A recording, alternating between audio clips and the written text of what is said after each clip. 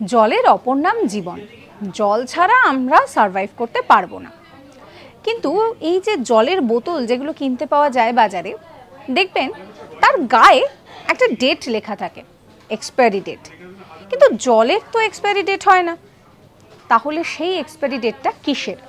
আসলে এই বোতলগুলো প্লাস্টিক দিয়ে তৈরি হয় এবং সেই প্লাস্টিক ব্যবহারের একটা নির্দিষ্ট সময়সীমা থাকে। তার বেশি যদি ওই প্লাস্টিকের বোতল ব্যবহার করা হয় তাহলে আপনার শরীর খারাপ হতে বাধ্য।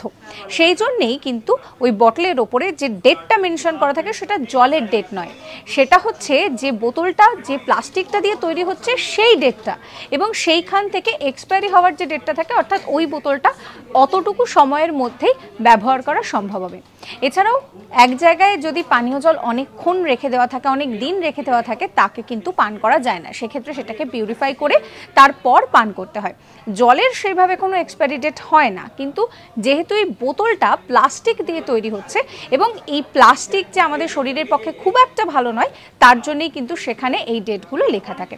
এরকম সমস্ত কন্টেন্টের জন্য সাবস্ক্রাইব করতে ভুলবেন না আজ তাক বাংলার ইউটিউব চ্যানেলকে।